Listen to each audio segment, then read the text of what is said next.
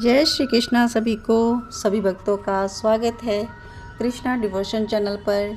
आप सभी श्रवण कर रहे हैं भगवान श्री कृष्ण की अद्भुत लीलामयी कथा, श्री कृष्ण चरित अमृतम का अद्भुत ग्रंथ। और इसमें हम श्रवण कर रहे हैं भगवान श्री कृष्ण और सुदामा जी की मित्रता की अनोखी कथा, अद्भुत कथा। और पिछले भाग तक हमने श्रवण किया कि भगवान श्री कृष्ण ने अपनी सभी पत्नियों से किस प्रकार से सुदामा जी का परिचय करवाया।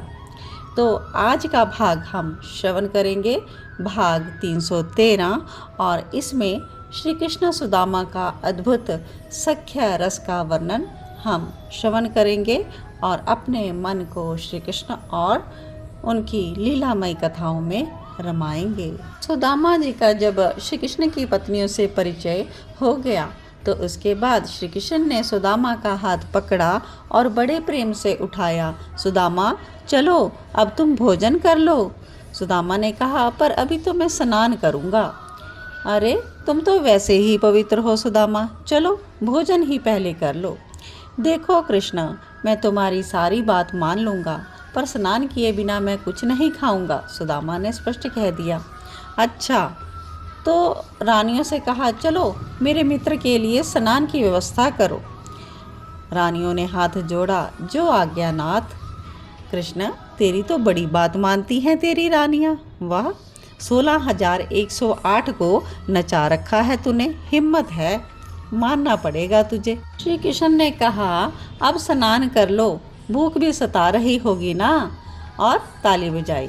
बस श्री कृष्ण की ताली क्या बजी, 16,108 रानियां फिर वहां आ गई। अब ये क्यों आई हैं, सुदामा पूछते हैं। सुदामा, अपनी भाभियों से ही पूछो।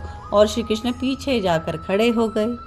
अब रानियां क्या कहती हैं, आप हमारे प्राणनाथ के मित्र हैं और आप ब्राह्मण भी हैं, ऐसा सुयोग फिर कब मिलेगा, इसलिए हम सब आपको स्नान कराएंगी, इस सेवा से हमें वंचित मत कीजिएगा। ये कहते हुए तो रानियां सुदामा के चरणों में ही गिर गईं। अरे कृष्ण, ये सब क्या है, सुदामा फिर कृष्ण को पूछते हैं।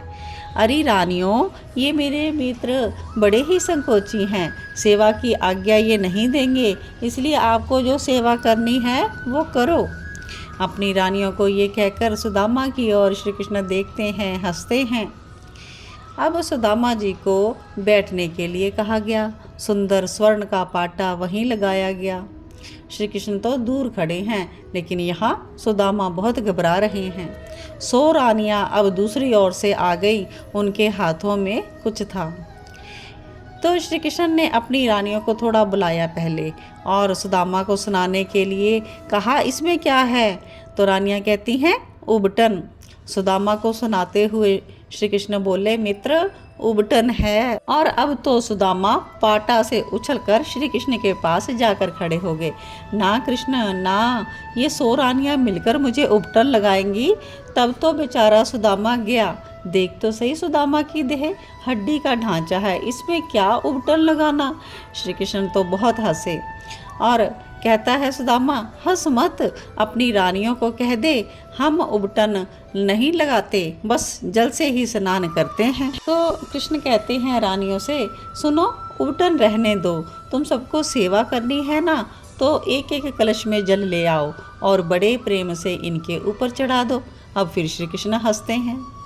तो सुदामा फिर उखड़ गए, क्या मतलब, जल चढ़ाओ का क्या मतलब, मैं कोई शिवलिंग हूँ जो जल चढ़ाओ कह रहे हो। अच्छा मेरे ब्राह्मण देवता, आप पाटा में बैठ जाओ, ये सब आपको स्नान कराएंगे, आप बैठ जाओ बस। सुदामा को श्री कृष्ण ने फिर से पाटा में बैठा दिया। अब सुदामा पाटा में बैठे ही थे कि उधर से फिर चांदी और स्वर्ण के कलशों में जल भरकर 16,100 रानियां आने लगी। सुदामा फिर घबरा गए और इस बार उछलकर भागने ही वाले थे, लेकिन श्री कृष्ण ने उठने नहीं दिया। अब क्या हुआ, हंसी रोककर श्री कृष्ण पूछ रहे हैं। अरे 16,108 कलशों से मैं नहाऊंगा तो भैया मैं तो बह ही जाऊंगा, पर इन सब की इच्छा है तो क्या करें। श्री कृष्ण अपने सखा से विनोद कर रहे हैं, सख्या रस में यह विनोद आवश्यक है। तो तुम क्या चाहते हो, इन बेचारियों को सेवा से वंचित रखा जाए? सुदामा बोले, मैंने कब कहा? देख कृष्ण, एक कलश को सब छू ले, फिर उस कलश का जल तुम अपने हाथों से मुझ पर डालो, सबको सेवा का पुण्य मिला कि नहीं? अब श्री कृष्ण अपनी रानियों से बोले, यही करो। सब ने जल को छुआ और श्री कृष्ण ने सुदामा को जल से स्नान कराया। इसके बाद सुंदर रेशमी पीली पीताम्बरी सुदामा को धारण कराई श्री कृष्ण ने अपने हाथों से। सुदामा गदगद हो उठे, श्री कृष्ण को अपने हृदय से लगा लेते हैं सुदामा। और अब श्री कृष्ण सुदामा से कहते हैं, अब चलिए भोजन करने, माला तो कर लेने दे। सुदामा माला लेकर बैठ गए। श्री कृष्ण भी गदगद भाव से सुदामा को देखते रहे और वो माला जप कर रहे हैं और सुदामा के पास श्री कृष्ण मुस्कुरा रहे हैं। सुदामा की माला पूरी हो गई और कहता है, अब चलो भूख लगी है। श्री कृष्ण लेकर चलते हैं आगे आगे सुदामा को। भोजन की व्यवस्था स्वयं महारानी रुक्मणी की देखरेख में थी। सुदामा के साथ श्री कृष्ण का भी आसन लगा दिया गया। दोनों मित्र बैठ गए भोजन करने के लिए और तभी पकवानों को थाल में सजाकर रानियां लेकर आने लगी। सुदामा का ध्यान अपनी थाल में था। एक ने लड्डू दिए, दूसरी ने कचौड़ी, तीसरी ने जलेबी, फिर रबड़ी। सुदामा अब घबराने लगा क्योंकि पकवान लाने वाली रानियां फिर वही 16,000 आ गई थी। तो सुदामा को लगा कि इतना अन्न कैसे पेट में जाएगा।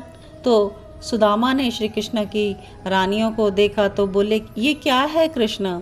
श्री कृष्ण हंसे, हाँ मेरी पत्नियां हैं सुदामा। पत्नियां तो हैं पर सबकी सब पकवान दे रही हैं। सुदामा को तो पसीना आने लगा, इन सबके हाथों का मुझे खाना पड़ेगा। देखो मित्र, बड़े प्रेम से सबने अपने हाथों से कुछ ना कुछ बनाया है, सबकी अपनी श्रद्धा है, तो फिर खाना। तो यह कहते हुए श्री कृष्ण मुस्कुरा रहे हैं। रानियां फिर पकवान देने लगी, सब एक ही बार देंगी सुदामा, दूसरी बार तुम्हें कोई नहीं देगा, यह कहते हुए फिर से हंस रहे हैं कृष्ण। पर 16,000 के हाथों से कृष्ण, मेरा पेट है, कोई कोट नहीं।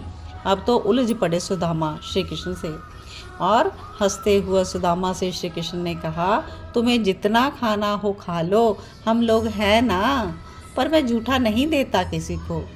जूठा कौन खाएगा सुदामा, हम तो तुम्हारा प्रसाद लेंगे। श्री कृष्ण से सुदामा और कुछ कहने ही जा रहे थे पर अपनी तर्जनी सुदामा के मुख में रख दी श्री कृष्ण ने। मित्र, तुम्हारा प्रसाद सब पाएंगे, मैं पाऊंगा और धन्य हो जाऊंगा, मेरी रानी धन्य हो जाएंगी और बाकी बचा हुआ मेरा यदुकुल खाएगा और वो भी धन्य हो जाएगा। सुदामा ने श्री कृष्ण के नेत्रों में देखा, वो मैत्री के अद्भुत रंग में रंगे हुए थे। सुदामा तो अब कुछ भी नहीं बोले। रानियां जो जो पकवान दे रही हैं उसे अब सुदामा अपने थाल में रखते गए। जब पूरा हुआ देने का तब सारा पकवान श्री कृष्ण की थाल में रखकर उसी में से 2-3 पकवान उठाकर खाने लगे। श्री कृष्ण हंसे और सुदामा की पीठ में हाथ मारते हुए बोले, तुम वैसे ही हो सुदामा। और सुदामा कहते हैं, तुम भी तो वैसे ही हो कृष्ण, जैसे गोकुल में थे। श्री कृष्ण ने सुदामा के मुख में एक लड्डू डाल दिया। ये सुदामा का मुंह बंद करने के लिए, ये कहते हुए श्री कृष्ण और सुदामा हंसने लगे। दोनों हंसते ही रहे और रानियां इस अद्भुत सख्या रस को देखकर आनंदित हो रही हैं। तो जय श्री कृष्णा। बहुत ही सुंदर सख्या रस का सभी ने आनंद लिया। तो इस कथा के माध्यम से सभी ने जाना कि भगवान श्री कृष्ण न केवल अपनी मित्रता निभाते हैं बल्कि बहुत ही आनंद देते हैं इस सख्या रस में। और सुदामा जी का स्नान भी स्वयं करवाते हैं, सुदामा जी को वस्त्र भी स्वयं पहनाते हैं और तो और सबसे पहले भोजन भी सुदामा जी को करवाते हैं और उन्हीं का जो खाना है उसी में से सभी प्रसाद ग्रहण करते हैं। तो ऐसे हैं हमारे द्वारकानाथ श्री कृष्ण। लेकिन भक्तों के लिए, प्रेमियों के लिए यह प्रेम के वश में हो जाते हैं। तो बहुत ही सुंदर आज की कथा, आप सभी आनंद लीजिएगा और आगे भी इस कथा को शेयर कीजिएगा ताकि सभी भक्तजनों तक यह कथा ज़रूर पहुँचे, सभी को आनंद लेने का ज़रूर अवसर प्रदान करें। स्वयं भी श्री कृष्ण की भक्ति करना और दूसरे सबसे श्री कृष्ण की ही भक्ति करवाना, सबको उपदेश देना, सब में भगवान श्री कृष्ण की लीला कथा का वितरण करना, यही कृष्णा डिवोशन चैनल का मुख्य लक्ष्य है। तो आप सभी के हृदय में विराजमान प्रिया प्रीतम को मेरा कोटि कोटि वंदन।